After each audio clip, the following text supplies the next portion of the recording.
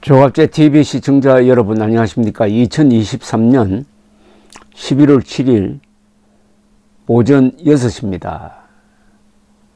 지난 10월 7일 하마스의 이스라엘 공격으로부터 이제 한 달이 지났습니다.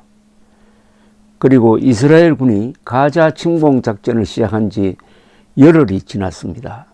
이스라엘 군은 가자의 남과 북을 양단하고 북쪽에 있는 가자의 도심지를 완전히 포위를 했습니다. 그러면서 포위망을 좁혀가면서 하마스 소탕작전을 본격적으로 펼치고 있습니다. 탱크도 들어가고 비행기도 폭격을 하고 하지만은 기본이 이 보병들의 전투입니다. 보병들의 근접 전투입니다. 그리고 땅굴을 파괴해야 합니다. 이러니까 상방이 앞으로 인명 손실을 많이 내게 될 것입니다.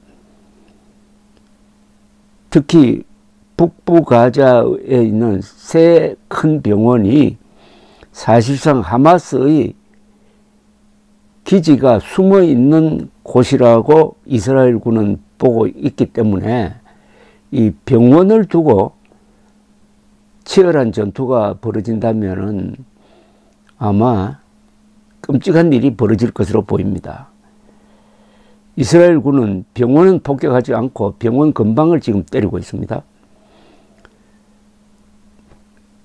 침공작전을 벌린 이스라엘군은 지금까지 2,500개의 하마스 표적을 공격해가지고 파괴를 했다고 그럽니다. 이 주력으로 보이는 제36사단은 약 300명의 하마스 테러 분자들을 사살했다고 하고, 이스라엘군 전사자는 침공작전을 시작한 이후 30명을 넘었습니다. 이스라엘군은 하마스를 완전히 제거하는 데는 앞으로 몇 달이 더 걸릴 것이라고 보고 있다는 겁니다. 약 3만 명의 하마스 요원들이 지금 주로 땅굴에 숨어 있는데 이들을 하나하나 무력화시켜야 합니다.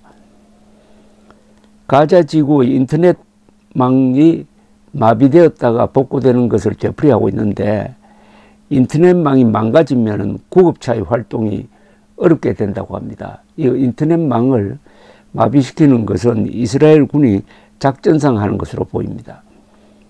이 하마스가 병원을 인간 방패로 삼고 있는 데 대해서 이 부분은 명백한 전쟁 범죄 행위인데 국제적 관심이 좀 약한 편입니다.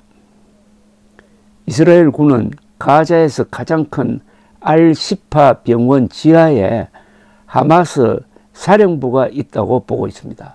그것을 증명하는 자료들을 내어놓고 있습니다.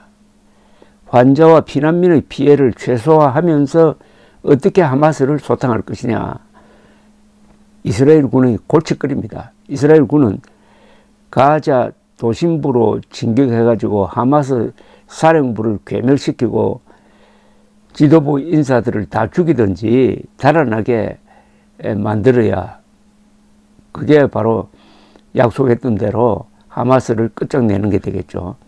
이스라엘 군이 이처럼 결정적 국면의 전투를 벌이는 상황에서는 정부가 휴전 압박을 수용할 수가 없습니다.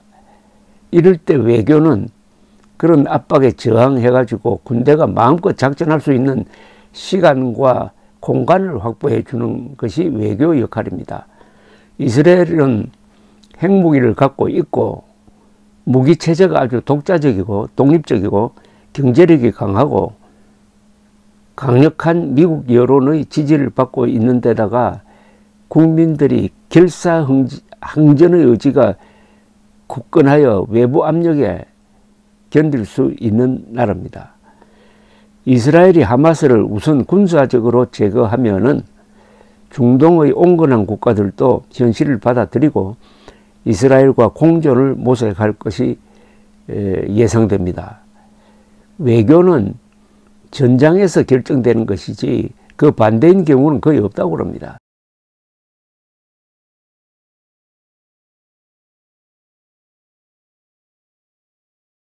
그러니까 외교를 잘해가지고 질전쟁을 이길 전쟁으로 만드는 수는 거의 없다는 거죠. 그래서 이스라엘 상황의 결정은 지금 진행 중인 이스라엘 군의 침공작전, 하마스 소탕작전이 어떻게 진행되느냐가 결국 중동 정세를 결정하게 될 것입니다. 가자 지구에서 발생한 사망자는 하마스 측 발표에 의하면 10,000명이 넘었습니다.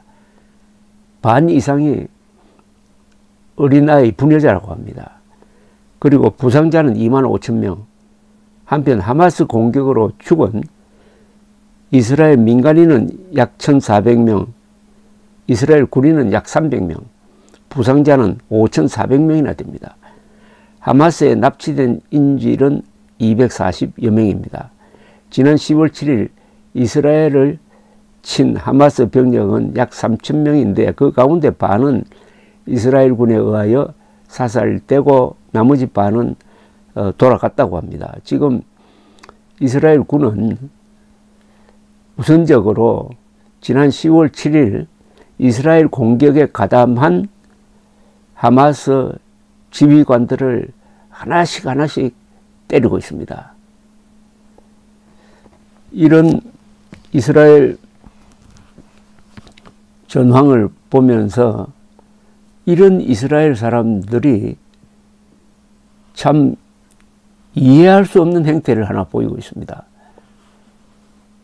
UN 기구의 조사에 따르면은 월드 해피네스 리포트, 세계 행복도 조사에서 이런 이스라엘 사람들이 세계에서 가장 행복한 나라 그룹에 속합니다.